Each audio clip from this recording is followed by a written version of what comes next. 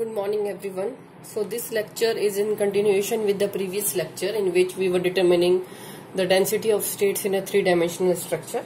So in the previous lecture we have already determined the volume of one allowed state. It is volume of one allowed state was pi by Lx, pi by Ly, pi by Lz.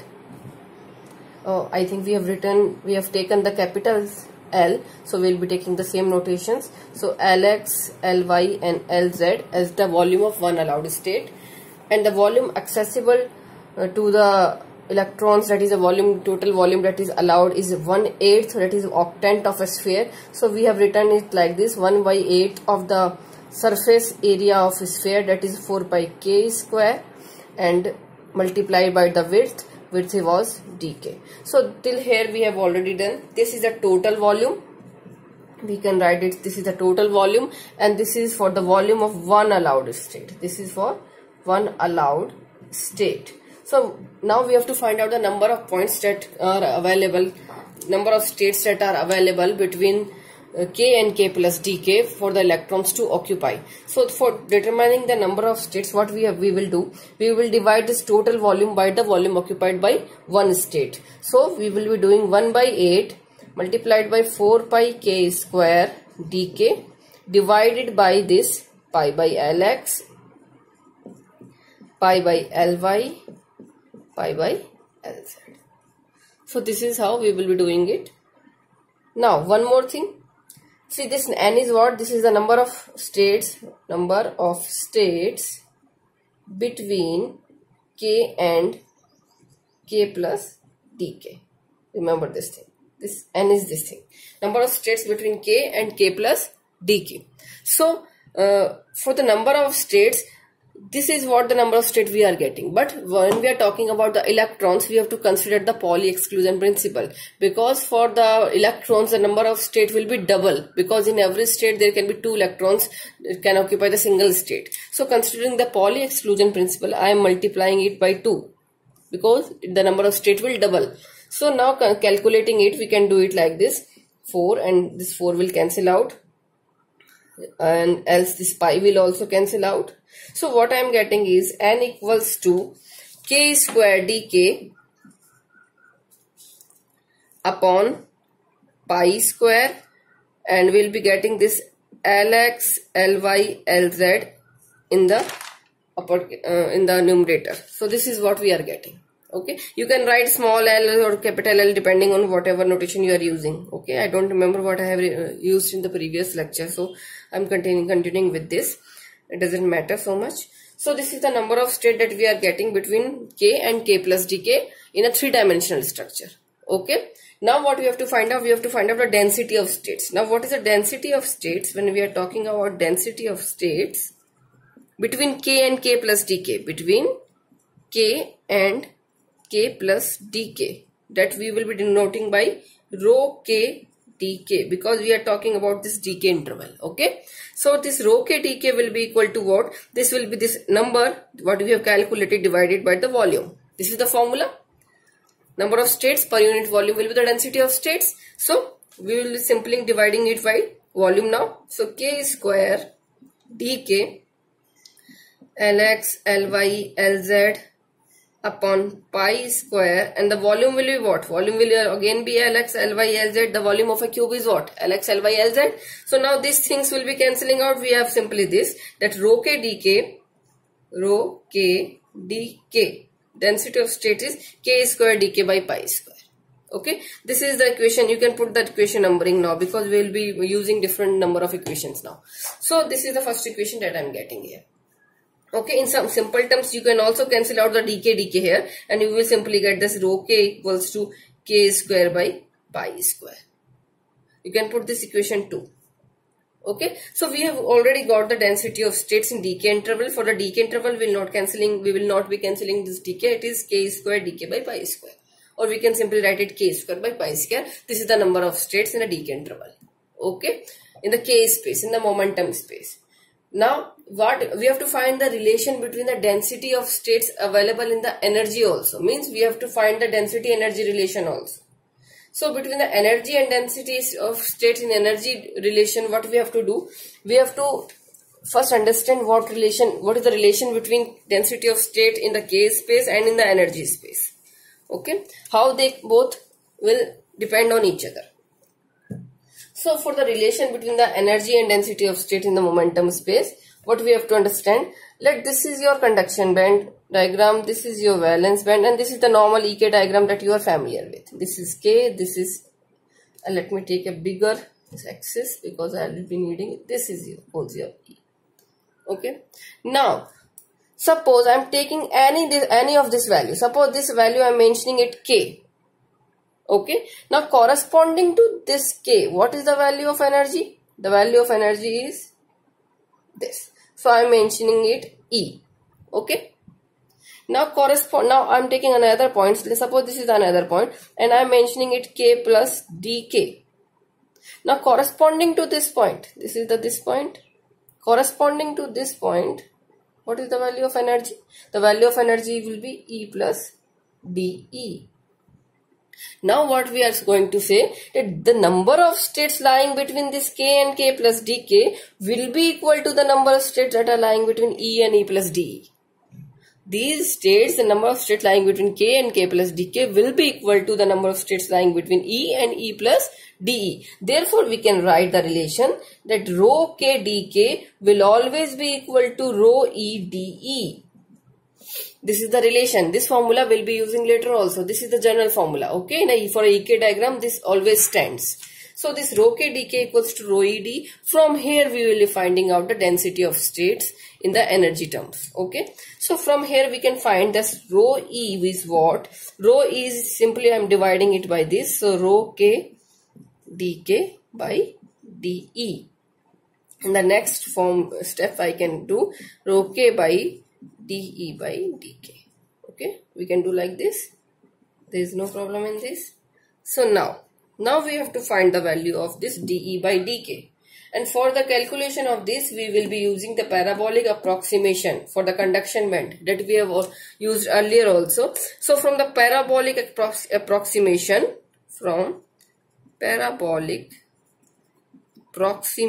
of conduction band.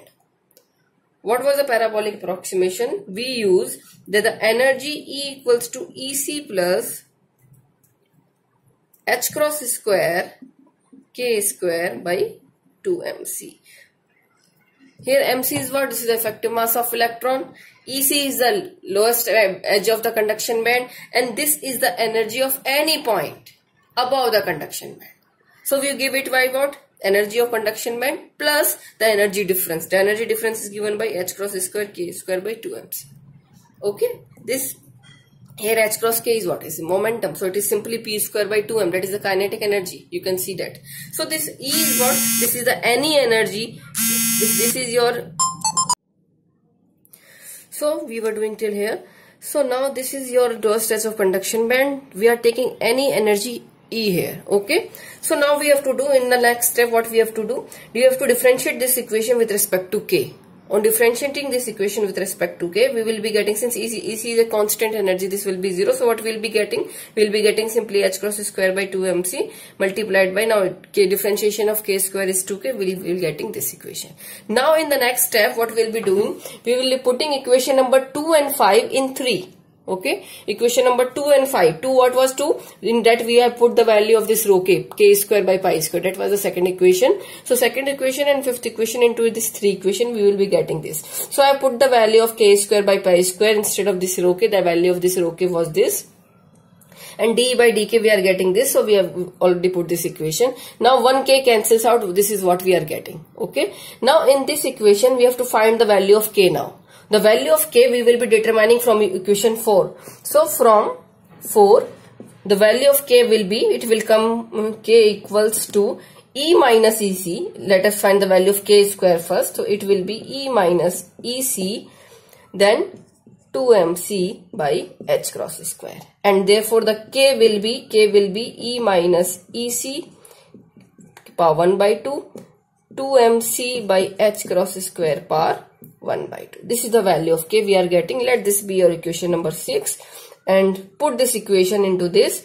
we'll be putting the value of K now. The value, after putting the value of K, we will be getting rho E equals to, I'm putting the value of K here, this value. So I'm getting E minus EC, E minus EC power 1 by 2 twice of MC by H cross square power 1 by 2. I've already put the value of K. Now this 2MC by H cross square, I'm keeping it like here with this, and the remaining term is 1 by 2 pi square. So I have now written all the values. This is the value of K. We have already put this value of K here. Now the 2MC by H cross square, this term 2MC by H cross square is here, and the remaining is 1 by 2 pi square. This is here. Okay. So we have used all the terms now. Now this is what we are get. Now one more thing. This is power 1 by 2. This is 2MC. So this will be written as E minus EC power 1 by 2, and this will be twice of MC by H cross square ki power 3 by 2, 1 by 2 pi square. So this will be your density of state on conduction band. Why conduction band? Because the approximation that we have used was the approximation of conduction band. So density of states in the conduction band, density of states available to the electrons to occupy in the conduction band is this. Okay. Now similarly we can write also for the valence band. So similarly for a valence band we can write rho VE equals to EV minus E 1 by 2. Why EV minus E? Because when we are talking about the valence band, this is the top of valence band, EV, and for any energy we have to consider some value below this value. So this is the higher value, so we have to do EV minus E. In the case of conduction band, what we have to do? In the case of conduction band, this lowest edge is EC, and we take any value above this, so that's why we put E minus EC. But in the case of valence band, we have to put EV minus E. So that's why we have used this EV minus E instead of this E minus EC kind of thing.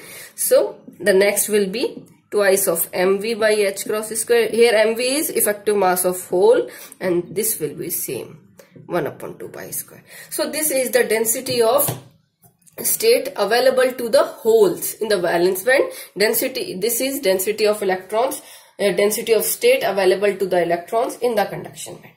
Okay, this is clear to everyone. Maybe this all these things must be clear to everyone. So now let us plot this thing. On plotting this thing, how we will be plotting it? I'm erasing this because we'll be getting more space for plot. So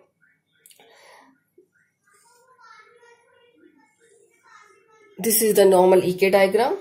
Okay, this is a normal EK diagram. This lowest edge is what? This lowest edge is EC. This is EV, top. And let us consider any energy above this. So this is the energy E I am considering. And I will be drawing it like this. Okay. And any energy below this is this one. And I am plotting this like this. Okay. Now, this is a normal EK diagram we have plotted. This is E, this is K. Now, in terms of the density of states, how we will be plotting it? In this case, this represents your rho E. Okay. And since this is your E minus E, is EV minus E is this plot, this point. Okay. So, your graph will start from this point. On the basis of the expression what you have got, the graph will be like this. Okay, and similarly density of state in this case we are having E. So in this case it was E minus EC. The graph will start from here and the variation will be some kind of this. Okay, this is similar to what we are plotting it here. Okay, plotting it here. Okay, so this represents your density of states in the conduction band. This represents your density of states in the valence band. Okay, and just remember one thing, that the slope of this graph in the valence band is not that steep, because the mass of the hole is always greater than mass of electron, whereas the slope of the graph is much steeper in the case of a conduction band, because the electron is lighter than a hole, but it is not that much steep in the case of a valence band. So this is the energy diagram or density of state diagram we will be doing for the three-dimensional structure. Okay. So now the next thing, now we will go to the two-dimensional structure. For a two-dimensional structure, density of states in 2D. In 2D, what we will be doing now, for this 2D, we know that we have taken a cube in a three-dimensional structure. Okay, this was the cube that we were considering in three-dimensional. Now I will be suppressing its one dimension. Okay, suppose this was x, this was y, this was z. Suppose I am suppressing the z dimension, I am reducing the z dimension. If I am reducing the z dimension, what will happen? This cube will be reduced into a sheet form. Okay, so we have already discussed that a two-dimensional structure is a kind of a sheet structure, similar to like a paper. It can have the length and width, but it cannot have the height. The height is negligible. So the height is representing by the z. So this z is negligible in this case, in the 2D structure. Or we can say, initially what we have studied, there are millions of states available in the x, y and z direction. X, y and z direction we have studied, there are millions of states that are available here. Okay, in the normal three-dimensional structure we have studied this. But on reducing this z dimension, what we are doing, we are reducing the allowed states in the z direction now. Okay, we are reducing the allowed state in the z direction on reducing this dimension. Now let us consider it by taking an example. Suppose that we have already considered that the dimension of this z-axis was 1 mm, 1 mm and 1 mm. This we have already considered in 3D case. Now let us consider that we are reducing z-axis to 20 angstrom. Initially it was 1 mm. Now from 1 mm, I am reducing it to 20 angstrom. When I am reducing it to 20 angstrom, what will be the change in the z-axis? What will be the change in the available states in the z direction? So that we have to see now. So in this case, what was the value of this kz? If we remember the earlier things, the value was q pi by L Z. This was the value that we have already determined. Okay. Now for the first point on kz, if we consider this is a k momentum space, then this will be kx, ky, kz. So first point on kz will be what? Will be corresponding to q equals to 1. So it will be pi by Lz, and what is the value of Lz we have taken? We have taken it 20 angstrom. Okay, and here the value of q will be 1 because we have taken the first point. Okay, now the second point. For second point on kz, it will be twice of pi by 20 because you have taken q equals to 2. So here we have to put q equals to 2. For the third point, similarly third point, it will be 3 pi by 20, and the fourth point on the kz axis will be 4 pi by 20. And if we see the fourth point, what we are getting? We are getting pi by 5. And if you remember, what was 5? 5 was the interatomic distance because these all dimensions are in angstrom. So this is equals to actually your pi by a. And pi by a is the maximum value on an axis. So we have already reached to the maximum value. This was the minimum value, this is the maximum value, that pi by 5. So between the maximum minimum value, how many points we are getting? We are only getting the 4 points. So we can say now there are only 4 allowed states on the z dimension. On reducing the z dimension from 1 mm to 20 angstrom, the allowed points have reduced from millions to only the 4 points. Okay, now there are only 4 allowed states on the z axis which the electron can occupy. Okay, so these 4 allowed states, how we will be showing them? Now let us see that. So these states, let us understand it better. Now suppose, now this way I am showing like this. Okay, this is your kz, ky and kx. Okay, now your electron can take any value on the y-axis, can take any value on the x-axis. But it can take only certain values, that is corresponding to your, there are only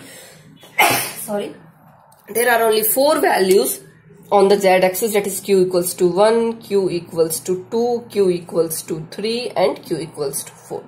Only 4 values are allowed. So electron vector, propagation vector, can go only up to this value if its energy is low. But if the electron has a higher energy, it can go to this. The k vector can go to maximum this value. It cannot take any value between q1 and q2. Either it will take the value corresponding to q1 or it will take corresponding to q2, and depending on the energy it can go to the other values also, that is q3 and corresponding to q4. So these are the it depends on the energy of the electron, which energy state it will occupy in the reduced dimension. Okay. Now one thing, see, we are talking about this k vector in z direction. Okay. Now this, since if we rotate this k vector, how it will rotate? It will make a ring. Okay. In the 3 dimension, it will make a ring now. So the ring, this will be a smaller ring because the length of the vector is small. When we consider that q equals to the length of vector is more, so the ring that will be formed on rotating this vector will be more. It will be a bigger ring, this will be a more bigger ring, and this will be a more bigger ring. Now what this ring structure will be like, I am plotting it here now. This ring structure will be kind of this: kx, ky and kz. So it will be something like this. We are getting one ring here. This will be the smaller one corresponding to q1. We will be getting a bigger ring here. This will be q2, and similarly we will be getting for q3 and q4. What we are saying, on this ring, this is the same plane. This ring is lying on the same plane. Okay. So on this ring, the electron can occupy any state because these are all at the q1 energy. This is the same this k vector. On rotating this vector, we are getting this ring. So electron can reside on any of the points in the 3 dimension that lie on this q1. Okay. And if it has more energy, it can lie on this. So we can also see one thing, that the number of points available to the electron for higher energy is more because the size of the ring is more in this case. The size of the ring is less in this case, so there are less points available for the electron to occupy. But this all points lie at the same energy q1. These all points lie at the same energy q2 because the radius vector is same. For this all points the radius vector is k. For all these points the radius vector will be same. Okay. For this all the radius vector will be this. Okay. So this is what we are saying now. Now let us also consider the top figure, top direction. Okay. So now for better understanding, let us consider only the q1 ring. For this q1 ring, now I am plotting the top view as well as the side view. So this is what we are getting, and suppose this is your q1. Okay. This is your q1 that we are plotting. And on this q1, let us take any point. Suppose this is a point and I have taken this as a k vector. Okay. Now let us take another point. Since there are large number of points, let us take another point, this point. Okay. Okay. This both points lie on the same energy. They are on the same energy q1. So this is k plus dk, and the width of this, the length of this vector will be dk. Okay. Now when I rotate this, when I draw a ring corresponding to this point, the ring will be like this. Okay. And for this point, the ring will be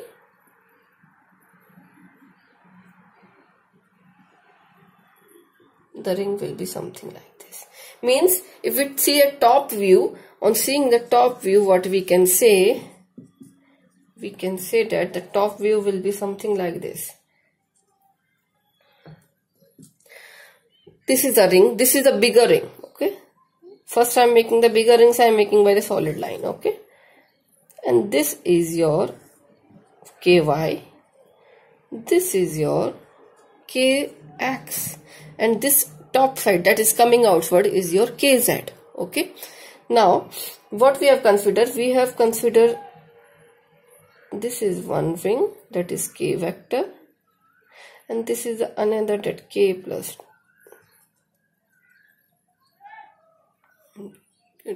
tk, okay? Now what we are going to do, let us consider first the k vector. What we will write for the k vector, it will be I cap kx plus j cap ky plus k cap kz. These all will be the values.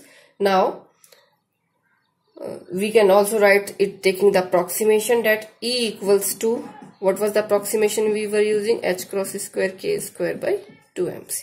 Now in terms of the vector form, if I am write this equation, I can write it as EC plus h cross square kx square by 2mc plus h cross square ky square by 2mc h cross square kz square by 2mc. Now what I am doing, I am taking this transverse vector. If I take this vector, this, I am connecting it here. This vector is from here to here. This is kt. I am transverse vector, that's why I am naming it as kt. Transverse vector means this is the vector lying on this plane. It does not have a z direction. This is a transverse vector, okay? And this, if I take this also, then it will be kt plus dkt, because this will be dkt, okay? Or to better understanding, how can we see this, how it only has the x and y direction, let us have this projection here. So on having this projection, what we are seeing, what is this? This is your kt actually. Kt has only kx and ky. It doesn't have a z component. So we can write the transverse vector that I am considering, this kt, lie on this plane. It is not having the z direction. It is simply your I cap kx plus j cap ky. It does not have a z direction. This is kt, okay? And for this dkt, what I will be doing, for this dkt, it will be somewhere like this. So this will be your dkt, okay?